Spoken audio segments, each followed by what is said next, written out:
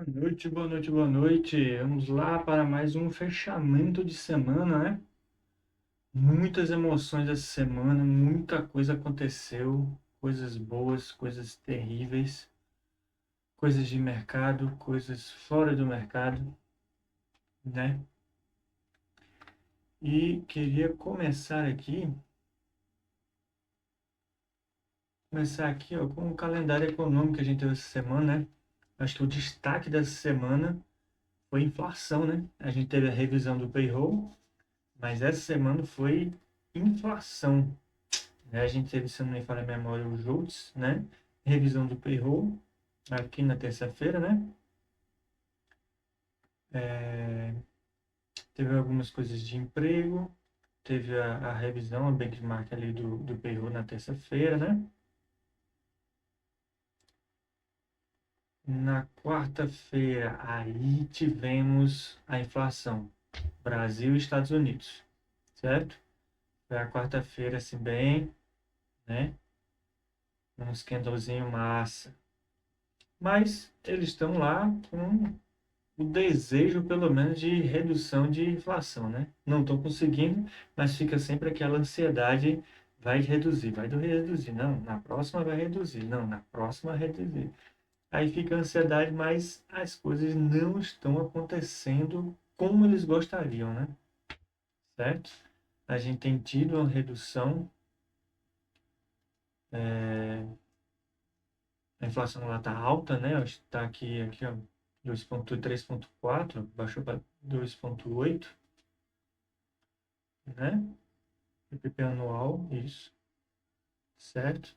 Então, assim, para eles, 3,5 é altíssimo. A gente está em 5,23, a gente estava em 5,35. Aí a gente baixou aí para 5,23, né? E a gente vai vivendo normal como se nada interferisse na nossa vida, né?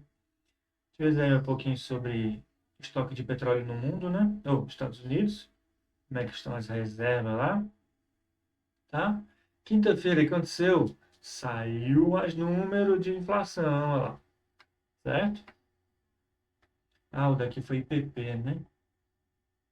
IPCA Brasil, IPP anual. E aqui foi a inflação deles, ó, IPCA anual, 3,1. É isso aqui, ó, 3,1, certo? Tá alto para eles, tá alto. Eles trabalham em 2 e abaixo, né, normalmente. A minha tá esquisita. É esse caos de eventos políticos, né, gente?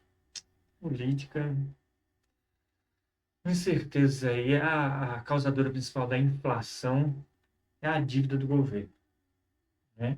Se o governo consegue baixar o custo dele, ele consegue baixar a inflação, né? Se ele consegue baixar o custo dele, para de imprimir dinheiro. São duas coisas aí que ele tem que fazer. Porque se ele diminui o custo dele, então ele para de pegar dinheiro emprestado dos bancos. E aí a taxa da renda fixa, né, não cresce. E as pessoas param de dar dinheiro para o governo gastar mais ainda. É o que acontece no Brasil. A Selic está em 15 sem previsão de queda, porque o governo está sempre pegando mais. Agora vai emplacar bicicleta, emplacar jumento. Ano que vem já tem retorno de ICMS gasolina e diesel. E a taxa lá maior lá de aluguel vai aumentar também nas aluguéis. Então, assim, se o governo não parar de gastar dinheiro e imprimir dinheiro, são as únicas duas coisas que o governo tem que fazer. Parar de gastar, parar de imprimir. Mas eles não conseguem. Então tá aí, ó. Certo? Aí vieram as expectativas da área de indústria lá, né? Certo? A área de Michigan, que mexe lá com ferro, né? Certo? Aí acabou. Foi isso, foi hoje.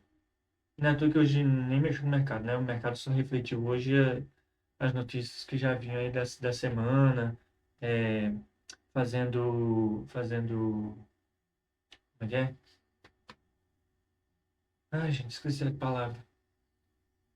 Fazendo preço, lucro, fazendo lucro, né? Então teve muita gente que operou já na segunda, um swing aí até ontem ou hoje, e hoje estava fechando posição. Teve gente que entrou quarta-feira, né? Que foi, voltou e foi lá em cima de novo. Fechou posição hoje, né? Outros se mantiveram, a maioria acho que manteve, porque não fechou abaixo de quarta-feira, né? Hoje ficou a alta, né? A alta de ontem, acima de ontem, né? Então, a galera tirou parciais boas aí, porque deu uma quedinha razoável, deu uma recuada, tá? Certo? Então, o calendário econômico foi isso aí. Praticamente terça e quarta, que foram os dias mais caóticos ali, né? O que a gente pode destacar mais? Deixa eu ver aqui. A gente tem. Ah, aqui, ó. É exatamente sobre isso, né? A questão da inflação aqui. Se o link liberar aqui para a gente acessar, a gente vai acessar, tá? Foi a questão mesmo da inflação, que não tem baixado. E aí fica aquela guerra, né? Entre o presidente Trump e o presidente do Fed, um querendo que baixe juros, né? O outro diz que não pode baixar, mas os sinais é de que nós estamos tendo inflação constante. A inflação está segurando, né? Então, isso não é um bom sinal. Porque se a gente tivesse uma inflação baixando, né, talvez seria algum sinal para o Banco Central fazer alguma expectativa de baixa, uma pesquisa de mercado, né?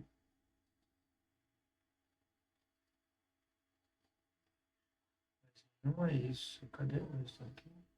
3.1, 3.1, tá vendo? Tá parado. O anterior, a expectativa e o que veio. Então, assim, o mercado tá parado. Tá, ó, aguardando um milagre.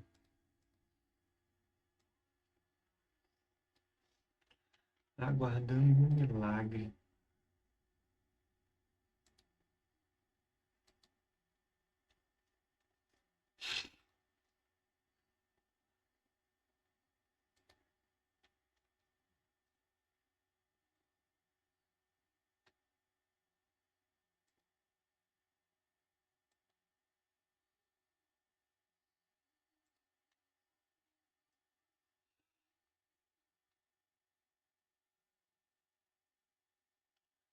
Notícia é essa aí, ó. Como que vai carregar?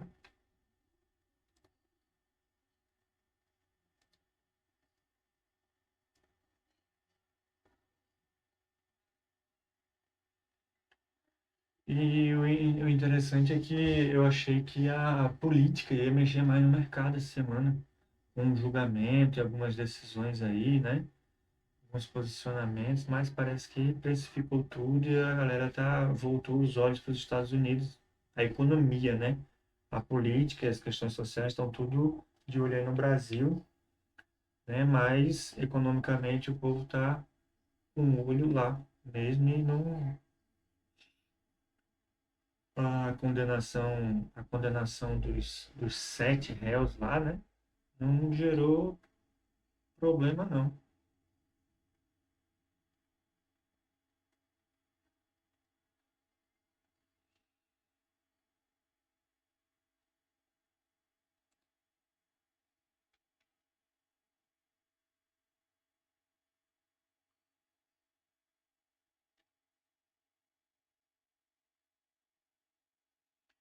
Não gerou revoluções no mercado, que eu digo, né? As empresas continuaram negociando normal, visando meramente os índices. Não teve nada que interferiu, não, né? Tá aí, ó. CPI, inflação dos Estados Unidos acelera acima do esperado em agosto e vai a 2,9. Então, era aquele IPP inicial que a gente viu, né? Era os 3,1. Tá? 2,9. A nossa está 5,23, 5,13, 23 por aí. Que é a inflação para otário ver, né? Essa inflação IPCA no Brasil, vocês sabem que é a inflação para otário ver, né? Então, é, O IPP ficou em 3,1. Índice de preços ao produtor. Aqui, ó. Índice de preços ao produtor, tá? Ficou a 3,1, era o esperado. E o CPI, né? Que é Índice de Preço ao Consumidor, Consumer Price Indicator, índice, né? Subiu 0,4 a 2,9. É isso aí, tá? Então, inflação lá não desce. Será que o Trump tá imprimindo dinheiro, gente? Ou ele tá endividando o país? Porque perseguir imigrante gasta, né? Você imagina manter os agentes 24 horas, quanto é que deve estar o plantão dessa galera? E quanto é que custa, né, você manter a infraestrutura para estar combustível, armamento, alimentação, é complicado, certo? Na questão da política,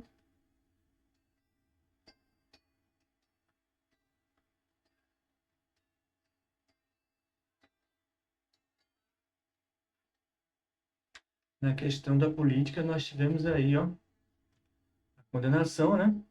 Isso aí foi, ó, ontem, e ontem o mercado subiu com visão nas notícias de inflação, né? Nada a ver com isso aqui,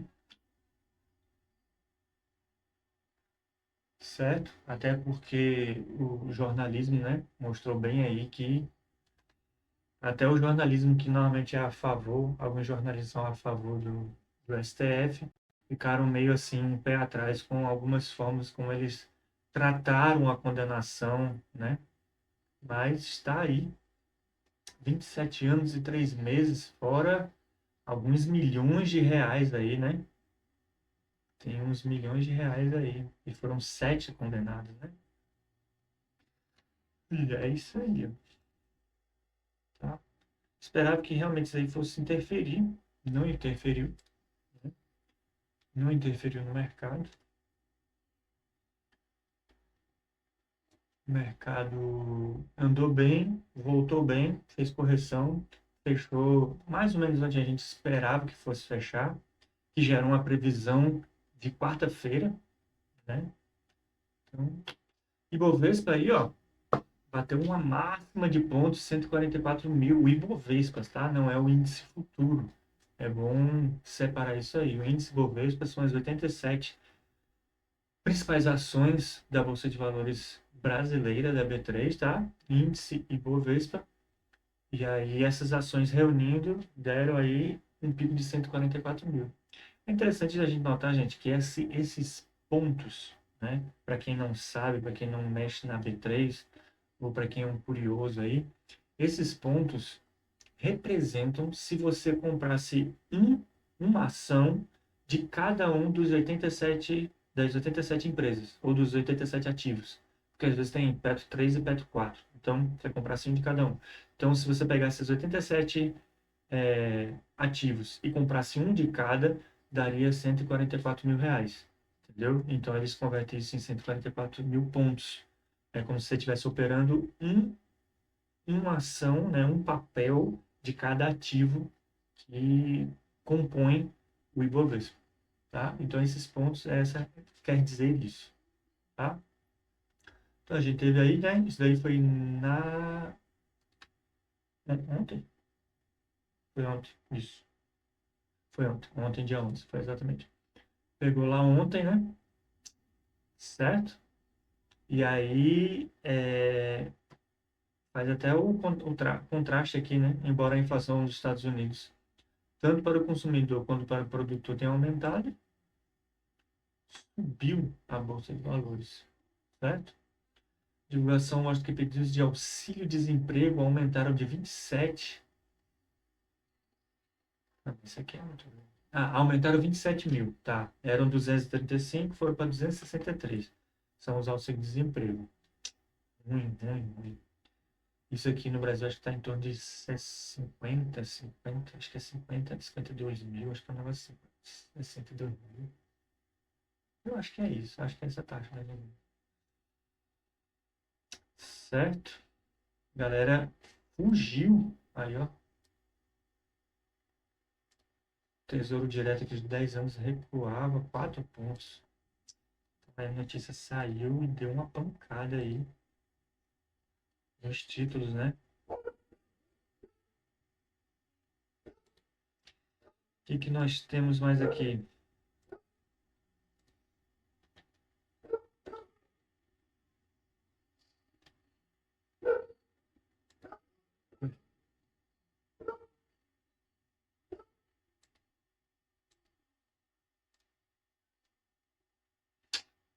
Ah, dentro da política também, né? A gente tem aqui, ó, o presidente Lula, né?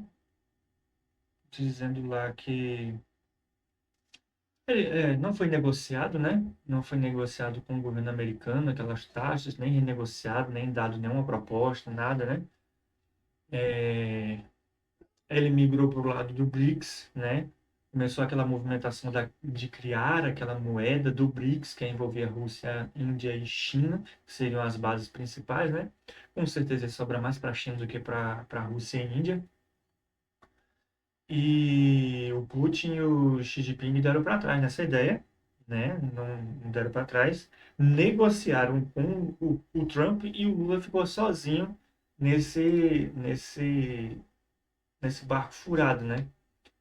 Então, as sanções se mantiveram, e aí, com esse julgamento, que aí entra a questão jurídica e política aí, cada um que defenda seus lados, suas bandeiras. A minha questão é só ganhar dinheiro. Vocês podem ficar se mordendo, se mastigando aí à vontade, de preferência se matem, porque a gente precisa de dinheiro. Eu não quero saber quem está certo e quem está errado. E aí, com o julgamento, os Estados Unidos colocaria mais sanções ou revisaria as sanções, e o Lula disse que, cara, eu tô de boa, isso aqui, né? E de certa forma ele conseguiu escoar, de certa forma, a produção, não sei se benefício do governo ou benefício dos empresários, que conseguiram escoar bastante a produção para a Europa, África e Ásia, né? Escoaram bem para lá, conseguiram vender bem, mas eu vi algumas notícias também que a gente teve uma produção baixa nesse período, certo? A área agrícola teve uma produção baixa, ou seja, é, as coisas houve uma confluência de coisas para tudo se encaixar. Tomara que a sorte, né, que eu acho que isso daí é mais sorte do que outra coisa, né, continue aí ajudando todo mundo, certo? Fazenda prevê perda de 65 mil empregos com tarifaço, com maior impacto na indústria. E aí a gente tem que destacar aqui a Azul, né, que tem fechado alguns pontos de atendimento em aeroportos menores, né? A gente já teve uma empresa de carro, né, que fechou algumas montadoras já no Brasil, né? E a GGBR, recentemente eu vi uma notícia, né, que ela demitiu, se não me engano, foram 1.200, né? Disse que não faria ampliação e, na verdade, fez cortes. Então, a GGBR, que é uma empresa lá do sul, né, brasileira, trabalha com metais, vergalhões, etc., assim, está desinvestindo. Isso não é bom, né? A estimativa aponta que o impacto seria de 138 mil empregos perdidos, mas será mitigado pelo pacote de socorro do governo. Ou seja, estamos nos tornando, né, um pária de Cuba, né? O governo dá manutenções e não é emprego. O Vale Gás já é a boa representação aí, né? Vale Gás, vale escola, vale alimentação, vale salário, vale... Então, o governo dá tudo. Isso não é bom, né? Nós já tivemos 200 milionários que saíram do Brasil, 150, acho que foram 150 milionários que saíram do Brasil, e havia uma previsão de 1.200. Aí falava, mas milionário não importa, milionário não produz, né? Entra essa teoria. Tá, gente, mas milionário é que tem empresa, certo? O governo não tem empresa. Inclusive, o governo tem diretamente 44 empresas, né? Delas, metade é que ele tem ação direta, se não me falha a memória, 20 e tantos, e metade dessas empresas que ele tem governo, administração total, está em prejuízo. Tá? O Correio, o Banco do Brasil é um dos que estão piores aí. Então, assim, o Estado não sabe administrar, ele só sabe gastar. E isso é perigoso. Então, a gente fica andando em ovos, certo? Então, a expectativa de 65 mil é até dezembro do ano que vem. Tá? Então, vamos fazer alguma coisa aí porque tem eleição, né, gente? Eleição, claro, né? Eleições, certo? Não gosto dessas coisas. Mercado, né? Mercado é pragmático.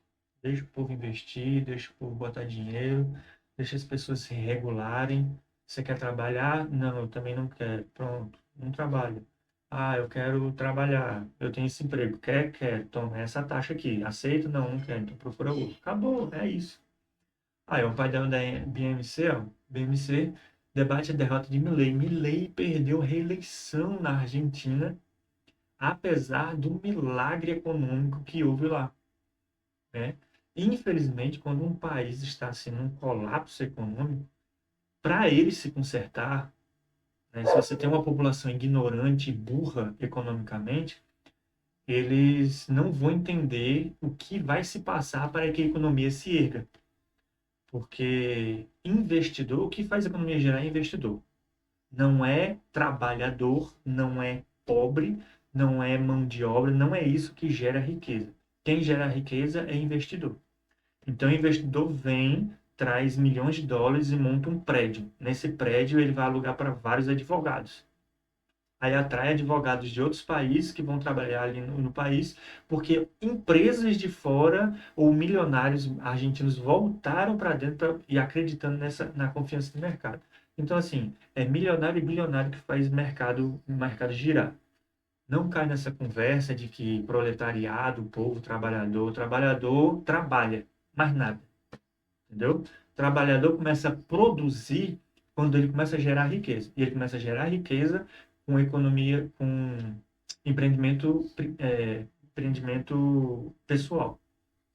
Então, ele economiza um dinheiro que ele ganhou trabalhando, aí ele compra uma matéria-prima, ele produz, e aí ele começa a fazer dinheiro, porque ele está tirando o dinheiro do mercado, certo? Esse dinheiro irá virar investimento, seja na casa dele, num novo veículo, numa poupança, numa carteira de fundos, renda variável fixa. Então agora o pobre começou a produzir, começou a gerar riqueza. Até então, enquanto a gente é CLT, contratado, a gente não gera riqueza, a gente só absorve, certo? Então, para a Argentina, e pior, quem ganhou foi o candidato da Kirchner, né? Então, assim, a Argentina vai voltar para o buraco que estava. Que é assim, não tem como você imaginar que você rasgou uma camisa, aí você troca a camisa, aí você tira a camisa boa, vai pegar a camisa que você rasgou e ela vai estar consertada. Ela continua rasgada. Então, assim, se faz errado, se botar de novo vai fazer errado. Olha o correio aí, mal prova. Mas é isso. Enfim, é vocês que são eleitores, que sabem de tudo. No mercado financeiro, a gente teve a Azul aí, inclusive prejudicou as ações da Azul, né? Fechando alguns atendimentos em aeroportos. E a Embraer teve, né? Uma alta e uma baixa, uma desconfiança e uma confiança, né? Porque ela teve aí, alcançar em 2028, entregar 100 jatos, mas no meio do caminho havia uma pedra, na pedra havia no meio do caminho havia uma pedra, né? Havia uma pedra no meio do caminho. E aí houve alguns conflitos lá e que desanimou os investidores dessa previsão. E aí a Embraer deu uma queda, tá? Mas esse contrato aí tá bem direcionado. Talvez a gente olhando lá no gráfico, né, a gente possa ver que seja um bom momento da gente entrar na Embraer aí, sair antes do próximo topo ali, provavelmente ela deve estar bem embaixo, né? Deve estar no topo, para a gente ver. Eu não sei, faz tempo que eu vi a Embraer, tá? Mas é uma notícia para você ir lá e pesquisar. Pesquisar como é que tá o gráfico da Embraer. Dá uma olhada aí, esse gráfico da Embraer, veja se tem algum gatilho, algum ponto, alguma expectativa. As ações da Embraer caem após pedido bilionário por jatos. Marco nos Estados Unidos não agradou, certo? Esse modelozinho aqui, ó, tá? Por causa disso aí é que houve lá um pequeno desinteresse naquela projeção de 100, né? Certo? Isso daqui foi antes de ontem, quarta-feira, essa notícia aí, e essa aqui foi ontem, tá vendo? Então, ele já saiu a notícia do contrato, mas a galera já estava sabendo o desagrado, né? Ou foi uma manipulação de mercado para, havendo o desagrado caindo, uma galera comprou já sabendo que ia sair essa notícia. Olha essa safadeza de mercado. Nunca confie no homem, filho. Maldito o homem que confia no homem. Certo? Mas, olhe a Embraer aí no seu gráfico, no seu investimento, veja se vale a pena. Porque até 28 tem esse contrato aí, né? Vale recebe licença para operar projeto Serra Sul no Pará. Eu não sei maiores informações sobre isso aqui, se é uma fonte. Se for uma fonte de petróleo, talvez não seja, né? Olha lá, ó. O projeto prevê uma expansão de capacidade anual de minas no Sistema Norte em 20 milhões de toneladas de minério. Certo? Dá uma olhada na Vale, de repente vai valer um swing ou um swing aí, né? De alguns meses aí, talvez. Tá? Até eles descobrirem, até eles fazerem o mapeamento, né? Então, talvez a Vale dê uma valorizada com a expectativa de repente, achar alguma coisa interessante, certo? Algo aí para se ficar de olho. Observem como é que está o gráfico. Veja se tem um ponto de entrada. Tá? Recorde do IFIX mostra a força dos fundos imobiliários, que ainda estão baratos a ponto especialista, realmente. Daí eu dei uma rápida olhada assim, e aqueles que a gente estava na mudança de presidência, né, que eles estavam lá em cima e teve aquela queda gigantesca, eles ainda não recuperaram todo o seu valor, né? Outros fundos foi que cresceram também. Então, se você quer aí dividendos com imposto de renda já descontado, tentaram mexer nos dividendos aqui, não deu certo, né? De fundos imobiliários, não deu certo, voltaram atrás, tá? Então, ainda está valendo a pena a gente ter uma carteira de fundos imobiliários aí, ó. Certo? A gente vai falar só na segunda-feira. Segunda-feira?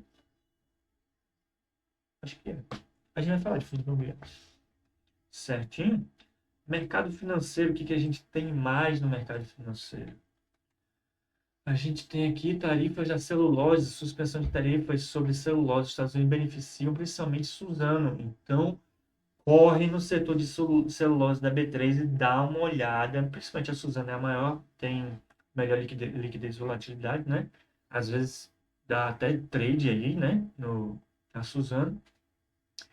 Veja se ela ainda se encontra numa região interessante. Porque se houve essa redução, ó, celulose já estava na lista de exceções sobre taxa adicional de 40%, já anunciado por Trump, nesse de julho. Como o decreto da última sexta ficou de fora também a tarifa de 10%. Olha aí. Então a celulose tá com zero, tá zerado lá, entendeu? Então possa ser que isso vai fazer a Suzano aparecer, né? Aí no cenário, tá? Então, fica de olho, dá uma pesquisada, olha no gráfico que pode ser uma boa você adquirir Suzano. Veja quanto é que ela está pagando de dividendo, não deve ser muito, mas você vai trabalhar em valorização de ação, certo? A gente tem uma aqui, que é um relatório, né? E isso aqui é preocupante, tá, gente? Estão fazendo uma reforma tributária aí, existem várias. várias concessões, várias coisas que estão querendo fazer, né? E assim, já tentaram mexer várias vezes em investidores, em dinheiro de investidor, tá? Então, ó, relator define tributação de fundos imobiliários e fiágua. Entendeu? Então, a galera não tem mais de onde tirar dinheiro, não tem mais onde enfiar a faca no investidor e no cidadão, então tá indo onde tem as brechinhas pequenas agora, porque as brechas grandes já pegaram, né? Então, tá complicado, tá? Fica de olho nas notícias, que de repente você começar a pagar tributação sobre dividendos aí, de repente, tá? Olha lá, o segundo relator do projeto adicionou regras sobre a cobrança de CBS, Contribuição sobre Bens e Serviços, e IBS, Imposto sobre Bens e Serviços, sobre fundos imobiliários e FIAGROS, fundos de agronegócio, né? Segundo ele, as regras atendem a demandas da equipe econômica. É governo precisando de dinheiro, foi o que a gente voltou a falar no início. O governo vai gastar muito, daqui a pouco ele começa a imprimir. Ele está sem imprimir muito. Eu soube numa notícia que ele não está metendo a mão na máquina impressora, não. Mas talvez porque eles estejam querendo lançar o Drex. Porque Drex você não precisa imprimir nada.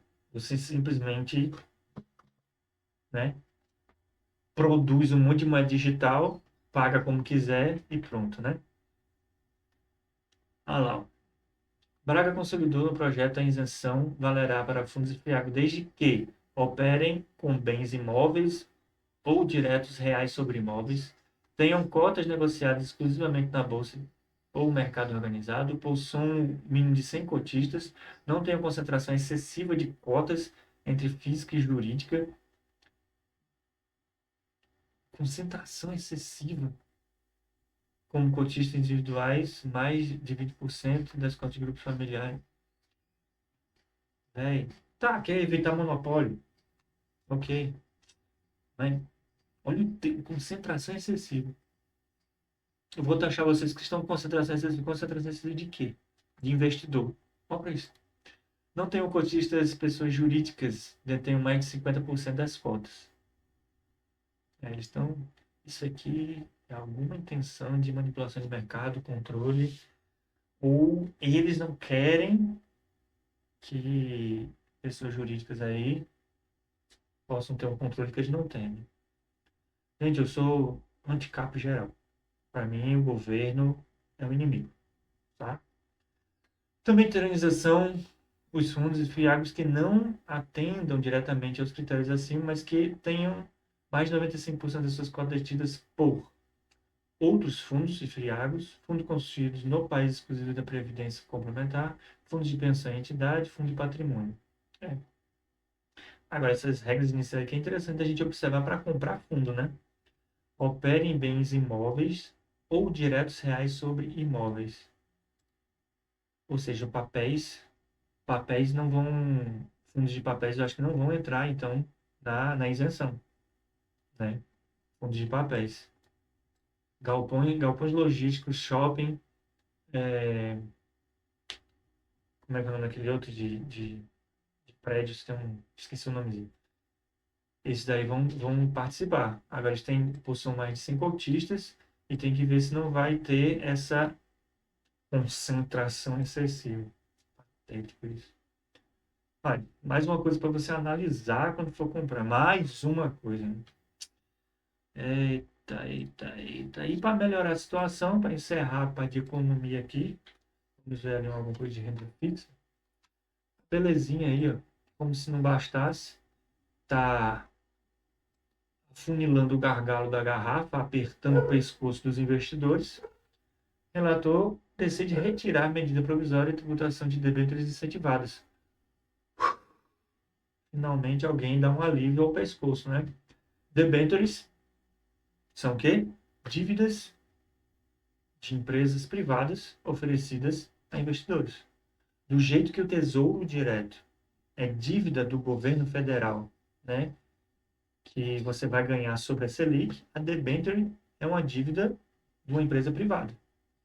Debenture, tá? Aí existem as incentivadas e não incentivadas, tá?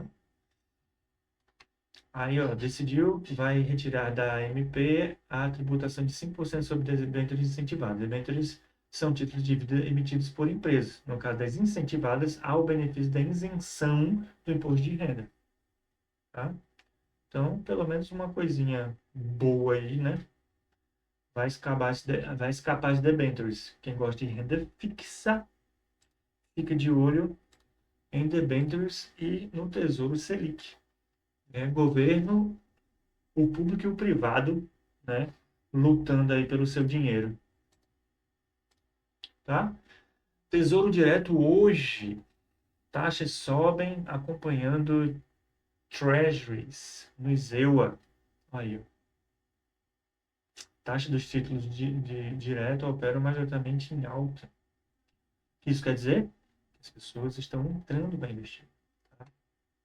Papel público pré-fixado com vencimento em 2028 oferecia 13,26, antes 13,25. Só pegando seu dinheiro para gastar. Entre os papéis do Tesouro IPCA, os títulos com vencimento 2029 e 40 oferecem remuneração anual respectiva 7,73.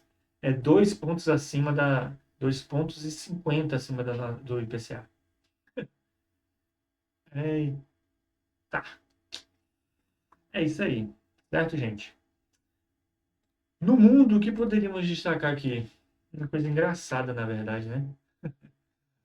Larry Ellison assume o trono de homem mais rico do mundo e supera Elon Musk. Ele era o segundinho ali, né? O segundo era terceiro e deu um salto gigantesco. Quem é Larry Ellison? Larry Ellison é o atual dono, o CEO, né, da Oracle, que é a empresa lá que está trabalhando agora com inteligência artificial e lançou um projeto fantástico aí que fez a Nvidia perder uma pancada de investidor que migrou tudo para lá. Praticamente o que saiu da Nvidia aumentou na Oracle, né? Então, guerras de tecnologias aí, ó. Cofundador da Oracle ultrapassou Elon Musk após o salto expressivo de valor de mercado de sua empresa, certo? Após a divulgação do resultado do trimestre 25, terça, a fortuna de Ellison disparou de 101 bilhões para 393 bilhões. 282 bilhões acrescidos. Caraca! Elon Musk ficou, ó, cerca de 8, né? 8 bilhões atrás. 8 bilhões atrás. Mas aí, a Oracle entrou de pé alto na inteligência artificial, tá? Entrou de pé alto, certo? A unidade de estrutura nuvem apresentou o lucro, tá? O plano da Oracle indica o faturamento, reforçado contratos bilionários com grandes clientes, OpenAI, NVIDIA, ByteDance, controlador do TikTok. Tá vendo? Contratos. Quem gera riqueza, impulso no mercado e emprego é bilionário. Sinto muito se você é um revolucionário, tá? Mas é isso. Sinto muito lhe decepcionar.